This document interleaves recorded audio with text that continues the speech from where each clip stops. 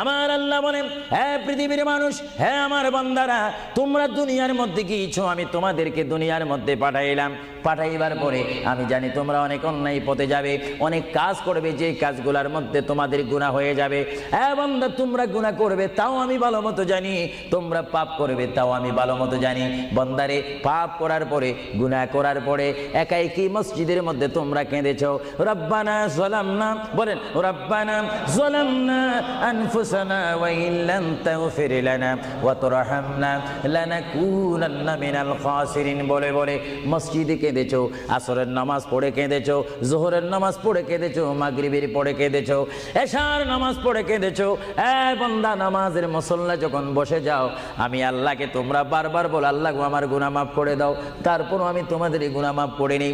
তারপরও তোমরা নিশি রাত্রে, মানুষ যখন ঘুমে যায়, তোমার বিবি যখন ঘুম যায়, তোমার ছেলে যখন ঘুম যায়, তুমি নিশি রাত্রে ঠান্ডা পানি দিয়ে ওযু বানিয়ে নামাজের মুসল্লায় বসে তুমি আবার যখন ডাক দাও, রব্বুল আলামিন, পৃথিবীর কোনো মানুষ আমার গুনাহ সম্পর্কে জানে না, তুমি আমার গুনাহ সম্পর্কে জানো।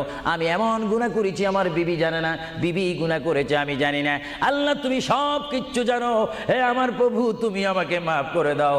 আমার আল্লাহ বলে, তারপরও যদি তোমাদেরকে আমি মাফ না করি, তারপরও বান্দা, তোমরা আমার রহমতের দরজা থেকে ফিরে যাইও না। আমি তোমাদেরকে হুকুম দিচ্ছি, ওয়ালাউ আন্নাহুম ইয যালামু আনফুসাহুম জাউকা, বান্দারে, যদি গুনাহ করে ফেলো, আমার রহমত থেকে মুখ ফিরে তুমি চলে যাইও না।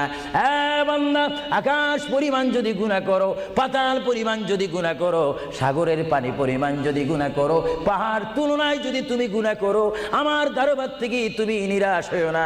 বান্দা, আমি তোমাকে একটি রাস্তা বাতাই দিচ্ছি, একটি পথ তোমাকে আমি দেখাই দিচ্ছি। সেই পথটি কোন পথ তোমরা জানো? ওয়ালাউ আন্নাহুম ইয যালামু আনফুসাহুম জাউকা, বান্দারে, যখন তোমরা বরবাদ হয়ে যাবে, তখন তোমাদেরকে একটা পথ আমি তোমাদেরকে দেখাই দিলাম। সেই পথটির নাম হচ্ছে আমার রাসূলের মদিনা। জুড়ে বলেন সুবহানাল্লাহ। বান্দা, আমার নবীর দরবারে গিয়ে কেঁদে কেঁদে তোমরা বলো, ইয়া রাসূলুল্লাহ, ইয়া হাবিবাল্লাহ, আয়াকা ইয়া রাসূলুল্লাহ।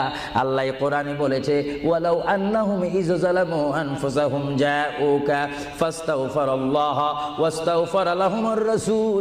আল্লাহ বলেছে, হে বান্দা, তোমরা ডানে না গিয়ে, বামে না গিয়ে, পিছে না গিয়ে, তোমরা সরাসরি আমার নবীর কদমে চলে যাও।